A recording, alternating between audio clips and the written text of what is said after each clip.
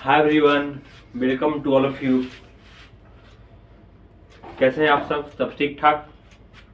चलिए, आप लोग क्वेश्चन देख के तो समझ गए होंगे क्या क्वेश्चन है। Why Machiavelli is considered as the child of his age. Machiavelli को चाइल्ड ऑफ हिज एज क्यों कहा जाता है? क्यों हम लोगों को, क्यों और सारे फिलोसफर्स को चाइल्ड ऑफ हिज एज कहा जाता है? क्यों? हॉब्स को कर सकते थे, लॉक रूसो को कर सकते थे, अरस्तु को कर सकते थे, प्लेटो को कर सकते थे, ऑगस्टीन को कर सकते थे। Why only Machiavelli is called considered as child of his age? Why? First of all we should understand that, हम लोग को समझना चाहिए कि what does its meaning child of age, child of his age का मीनिंग क्या होता है। Why be you and anybody is called child of his age, not called child of his age? Why? क्यों? चाइल्ड ऑफ हिज एज का meaning क्या होता है? Child of as मतलब इसका मतलब यह होता है कि हम लोग किस सराउंडिंग में जन्म लिए हैं। व्हाट इज आवर सराउंडिंग, इसका मतलब यही होता है हम लोग किस सराउंडिंग पे जन्म लिए हैं, किस समय में लिए हैं। इसका मतलब एक्चुअली यही होता है। तो एक्चुअली हम लोग ये जो वर्ड है स्पेशली मैकियावेली के लिए यूज करते हैं। क्यों? कि मैकियावेली का जन्म ऐसे समय में हुआ, पहले इसका लाइफ स्पेन देखते हैं, कब से कब तक इसका जन्म हुआ। इसका जन्म था 1469 से 1527 एडी, ये इसका टाइम पीरियड था। और ये मैकियावेली जो है इटली के रहने वाले थे।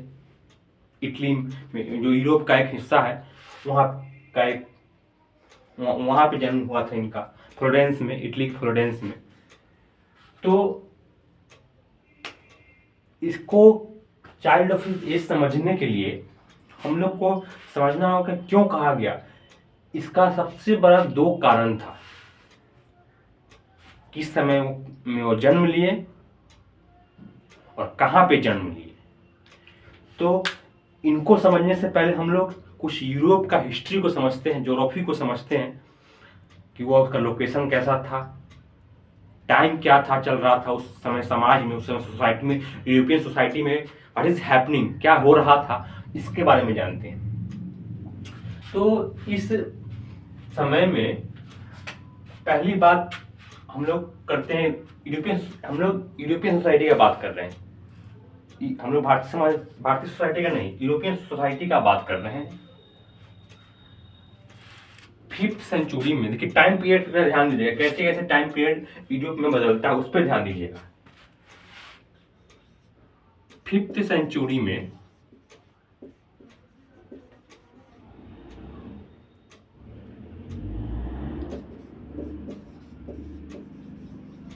रोमन एम्पायर समाप्त हो जाता है, मतलब इसका एम्पायर खत्म हो जाता है 5th सेंचुरी में। और इसके बाद कौन सा एज आता है? डार्क एज, यूरोप में। और यूरोप में ही इटली है, ऑब्वियस बात है कि इटली पर उसका इन्फ्लुएंस होगा, तो डार्क एज आता है। इसका टाइम पीरियड कब से कब था? अप्रोक्स हम लोग मानते हैं 5th सेंचुरी से 1400 या 1500 ऐसे लगभग एडी टाइम पीरियड मानते हैं, 1400 से 1500 एडी मानते हैं। तो हम लोग इस स्थिति में इसका जो सिमिलरिटी थे, जो ग्रीक एज था, लगभग ग्रीक एज को हम लोग बात करें, ग्रीक एज में बात होता था रीजन का, ग्रीक एज में बात होता था मोरालिटी का, वर्चुअस लाइफ का, ये सब का बात होता था। मतलब कि आदमी पर, स्पिरिचुअलिज्म पर ज्यादा फोकस था, आध्यात्मिकता पर। बात समझ रहे हैं ना? यही सिमिलर था ग्रीक एज के तरह ही रोमन एम्पायर में भी इसी चीज पर वैल्यू मोरल लाइफ, मोरालिटी पे था, रीजन पे बल था, फोकस था, ये सब पर फोकस था। लेकिन जब डार्क एज आया, इस समय डार्क एज इसको इसलिए बोलते हैं, यह एक प्रकार से मेडिएवल पीरियड है, MEDIVEL, मेडिएवल स्पेलिंग लिख लिया, मेडिएवल पीरियड है यूरोप का। लगभग यही समय में 6 to 12 सेंचुरी AD तक मेडिएवल पीरियड कहलाता है यूरोप में। तो यहाँ पर इस पीरियड को मेडिएवल पीरियड भी बोलते हैं। तो इस एज में चर्च का प्रधानता था, church was supreme, church was supreme. इस समय में लोग जो बोलते थे, चर्च जो बोलते थे लोग वही करते थे। लोग के पास पीपुल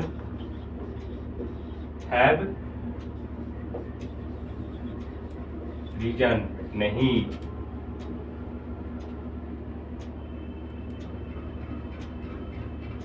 रीजन नहीं था। पीपुल और क्या क्या नहीं था, रीजन नहीं था, वर्चुअस लाइफ नहीं था, मोरालिटी नहीं थी। मतलब कि एक प्रकार से जिंदगी जैसे चल रही है, कभी मतलब कोई रीजन कोई विवेक नहीं। जो चर्च बोलेगा आम तो आम, इमली तो इमली, जो चर्च बोल दिया वही होगा। तो कहने का मतलब ये है कि इस एज में कुछ नहीं, डार्क एज, बिल्कुल अंधेरा का एज था। जब डार्क एज 1400 या 1500 ईस्वी में खत्म होता है, 1400 ईस्वी मान लेते हैं, 1400 ईस्वी में खत्म होता है।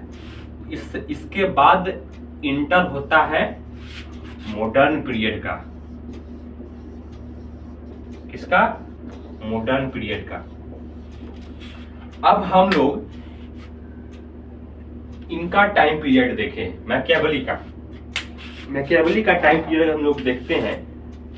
मैकियावेली का टाइम पीरियड तो 1469 ईस्वी में इनका जन्म होता है और 1527 ईस्वी में इनका मृत्यु होता है। यानी आप देख रहे हैं कि यह जस्ट ना तो एक्चुअली यह मेडिएवल पीरियड में डार्क एज में जन्म लिए हैं, ना एक्चुअली मॉडर्न पीरियड में। He was born in transition period, मतलब मेडिएवल से मॉडर्न की तरफ ट्रांजिशन था। वह मेडिएवल के कुछ पार्ट्स को भी देखे और मॉडर्न को भी देखे। वो ऐसे पीरियड में उनका जन्म भी हुआ। तो हम शुरू में एक बात बोले थे वीडियो के शुरू में कि उन पे किस समय में जन्म लिए और कहाँ पे जन्म लिए, किस समय में जन्म लिए और कहाँ पे जन्म लिए, इस बात पर डिपेंड किया था कि वो चाइल्ड ऑफ हिज एज कहना है। इस पे चाइल्ड ऑफ हिज एज के मैटर है। हम बताएं शुरू में उनका सराउंडिंग क्या था, ज्योग्राफी क्या था और उनका टाइम क्या था। हम लोग अपने पंडित जी को भी देखते हैं, कोई पूजा पाठ भी करवाते हैं, तो क्या कोई संकल्प कुछ होता है तो उसमें पंडित जी बोलते हैं कि टाइम देखते हैं, इतना टाइम पे शुभ मुहूर्त है, इस दिशा में कितना एंगल पर बैठना है, पूरब में बैठना है, पश्चिम में बैठना है, ये सब देखते थे। तो हर जगह हम लोग देख रहे हैं टाइम और स्पेस का कंसेप्ट था। तो मैकियावेली चाइल्ड ऑफ एज कहने का मेन और कारण था कि उनका जन्म ऐसे समय में हुआ, ऐसे जगह पे हुआ जहाँ पर ट्रांजिशन हो रहा था, समाज बदल रहा था। और एक ज्योग्राफी ऐसा था, यूरोप था, इटली उस समय 5 भाग में बटा हुआ था, यूनिफिकेशन का बात चल रहा था। तो कहने का मतलब मैकियावेली के टाइम में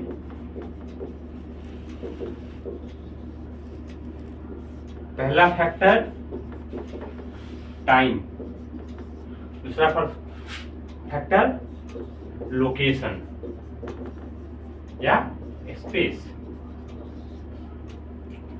लोकेशन या स्पेस दोनों फैक्टर था। टाइम क्या चल रहा था, टाइम का देख लो यहाँ पे। मतलब इस समय हम बताएं, यहाँ पे शुरू में बताए थे मेडिएवल पीरियड यानी डार्क एज में, मेडिएवल एज में क्या चल रहा था, पीपल के पास क्या था, age of no age of virtue,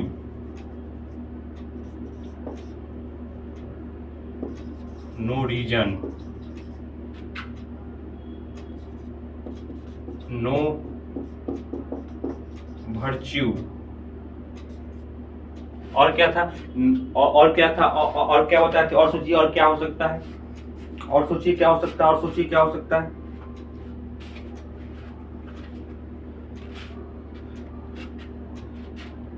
dominance of church, church का डोमिनेंस था। रिलीजन का कंसेप्ट था, रिलीजन धर्म ही सब चीज, धर्म ये सब चीज था। और हम लोग अगर हम लोग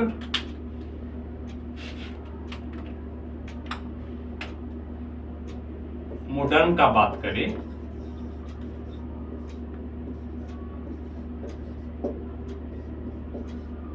साइंटिफिक, SCIENTIFI, साइंटिफिक ईरा था। लोग फिजिक्स की बात कर रहे थे, लोग केमिस्ट्री की बात कर रहे थे।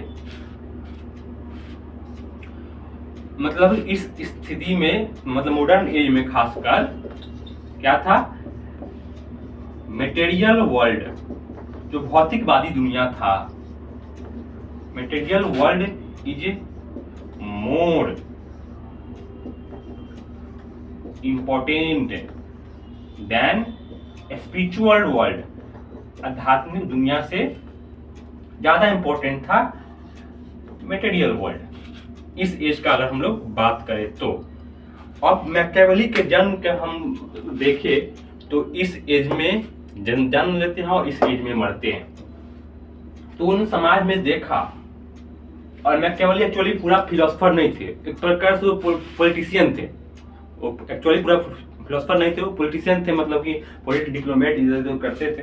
वो चाहते थे कि उनका मेन ऑब्जेक्टिव ही था यूनिफिकेशन ऑफ इटली। इटली कितना भाग में बटा हुआ था, 5 भाग में बटा हुआ था। और वो कहते थे इटली का यूनिफिकेशन इसलिए नहीं हो रहा है क्योंकि चर्च नहीं चाहती है, और चर्च न करना चाहती है और न किसी को यह काम करने देना चाहती है। उनका ये कहना था मैकियावेली का। तो जब मैकियावेली आए, इससे पहले जो थिंकर थे, और एरिस्टोटल, प्लेटो, ऑगस्टीन, ये सारी चीज का बात करते थे, रीजन की बात करते थे। अगर हम ग्रीक एज में, रोमन एम्पायर के में बात करें तो, एरिस्टोटल की बात करें तो, डार्क एज में तो नो रीजन नो अथी सब ये हो ही गया। तो कहने के बाद इसके पहले जो थिंकर थे वो मोरालिटी का बात करते थे, रिलीजन का बात करते थे, स्पिरिचुअल वर्ल्ड का बात करते थे। लेकिन जब ये यहाँ पे जन्म लिए देखे, और जब ये साइंटिफिक मॉडर्न एज में जब आए, जो देखे ये दुनिया ऐसा है, साइंटिफिक है, मटेरियल वर्ल्ड है। अगर वो पहली बार वो ह्यूमन नेचर पे बल देते हैं। मैकियावेली जो है ह्यूमन नेचर पे बल देते हैं। ह्यूमन का नेचर कैसा है, वो बोलते हैं कि आदमी सेल्फ इंटरेस्ट पे काम करता है, उसको अपना स्वयं का इंटरेस्ट देखता है। अगर वो बोलते हैं अगर बाप की मृत्यु हो जाए और एक प्रॉपर्टी का लॉस हो जाए, तो बाप की मृत्यु को भूल जाएगा और उस प्रॉपर्टी के लॉस को ज्यादा याद रखेगा। कहने का मतलब, लोग जो मॉडर्न एज में थे वो स्पिरिचुअल वर्ल्ड से दूर हो चुके थे, स्पिरिचुअल वर्ल्ड उनके लिए मायने ही नहीं रखता था। तो वो इस जो कंडीशन जो पनप रहा था मेडिएवल से मॉडर्न एज, जो ट्रांजिशन जो था, वो पहली बार दुनिया में बात किए कि ह्यूमन सेल्फ इंटरेस्ट पे काम करता है। ह्यूमन जो है अपना भलाई सबसे पहले खोजता है, और भी बहुत सारे बातें। मतलब कहने का मतलब ह्यूमन जो है अपना एक प्रकार का सोच था, अपना काम बनता, बाहर मिल जाए जनता, यानी और कोई मिल जाए, मतलब इस तरह का सोच था। तो वो पहली बार दुनिया को बताए, और सारे स्कॉलर थे, इनको देख के कुछ इनके प्रशंसा भी किए, कुछ आश्चर्यचकित हो गए कि बाप रे बाप क्या क्या बोल रहा है, नहीं बोल रहा है। कुछ इसका बुराई भी किए, तो बुराई वाले को जवाब दिए, बोलते हैं दुनिया ऐसे ही है, इस चीज से, रीजन से, स्पिरिचुअल से, मोरालिटी से काम नहीं बनेगा, काम बनेगा साइंटिफिक ईरा से। काम बनेगा ये, तुम जाओगे साइंटिफिक मॉडर्न एज में, तुम जाओगे, तुम लात मार दिए जाओगे। मान लो तुम अगर बाहर बड़े शहर में जाते हो, दिल्ली उल्ली पढ़ने, यूपीएससी की तैयारी करने, चाहे कहीं भी जाते हो पढ़ने, बाप माँ सिखा के भेजता है कि वहाँ जाके गीता पढ़ना, चाहे गीता नहीं पढ़ना, कम से कम अच्छा किताब, अच्छा माहौल में रहना, अच्छा दोस्ती रहना। वहाँ जाते हो, 4 गो फटकार पड़ता है, 4 गो मतलब कि धोखा मिलता है, वो आपको लग जाता है कि वर्ल्ड गलत है, यही वर्ल्ड सही है, हमको इसके अनुसार जीना होगा। तो ये ट्रांजिशन जो है, यही ट्रांजिशन मैकियावेली के लिए था, इसीलिए उसको चाइल्ड ऑफ हिज एज कहा गया। पहला क्या था,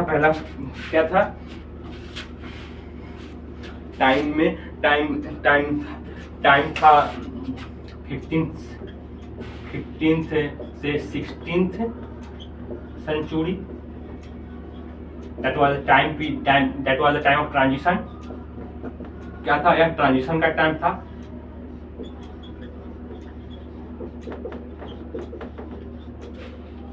लोकेशन क्या था? इटली. यूरोप में भी इटली. हाँ, और एक और बात, मॉडर्न एज में रिनासे का बात होता है, पुनर्जन्म, पुनर्जन्म रिनासे और रिफॉर्मेशन के बाद. इसमें जब मेडिएवल पीरियड से मॉडर्न पीरियड में लोग इसमें रिनासे, RENEISSANC, रिनासे, रिफॉर्मेशन, इस सब लोगों में आने लगता है. मतलब लोग अब चर्च वो बोलते हैं चर्च को स्टेट से अलग करो. Religion and politics are different things. Religion and ethics are different things. Ethics, religion और religions and politics are different things. Ethics and politics are different things. सब एक दूसरे से अलग है. वो बोले कि आप ह्यूमन नेचर को समझिए, बदलता हुआ नेचर को. ह्यूमन सेल्फिस्टिक है, सेल्फिश है, सेल्फ इंटरेस्ट अपना खोजता है सबसे पहले. उनके नेचर को समझिए. डिफॉर्मेशन में भी यही था. मतलब उनका न्यू ह्यूमन आइडिया का जन्म हो रहा था. लोग अपने रीजन आ चुका था रिनासे में. रिफॉर्मेशन मतलब कि सेकुलरिज्म का कंसेप्ट आया इसमें. सेकुलरिज्म, इसलिए इसको हम लोग फादर ऑफ सेकुलरिज्म भी बोलते हैं. किसको? मैकियावेली को. मैकियावेली को हम लोग फादर ऑफ सेकुलरिज्म बोलते हैं. तो कहने का मतलब जो ट्रांजिशन था, ये जो बताए, यूरोप इटली 5 पार्ट में बटा हुआ था. ये बोले कि चर्च ही ऐसा कारण है, इसके कारण इटली आज तक यूनिफिकेशन नहीं हो पाया, उसका मतलब एकीकरण नहीं हो पाया. और चर्च चाहती भी नहीं है किसी और को करने देने, इसका यूनिफिकेशन हो. बात समझ रहे हैं ना? तो ये एक्चुअली टाइम और स्पेस ही एक ऐसा फैक्टर था जो मैकियावेली को चाइल्ड ऑफ हिज एज बनाता था. अगर हम लोग तो एक स्टेबल में हम लोग लिबरलिज्म फॉलो कर रहा है, उस 90 के दशक में जन्म हुआ. लेकिन हम लोग अगर पिताजी का बात करें, पिताजी तो वो एक ट्रांजिशन फेज में थे. लगभग 80s के दशक में उनका जन्म हुआ होगा और 90s में सोशलिज्म से लिबरलिज्म की तरफ हम लोग बढ़े. That was transition phase.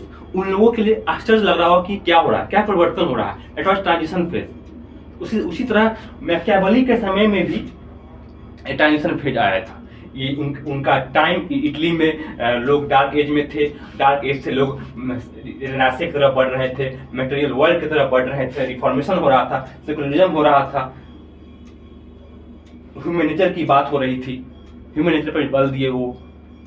तो ये जो ट्रांजिशन था, यही मैकियावेली को सबसे पहली बार ये मतलब दुनिया के सामने ये बात यही मैकियावेली ही लाए. तो यही सब के कारण मैकियावेली को हम लोग चाइल्ड ऑफ हिज एज कहते हैं स्पेशली.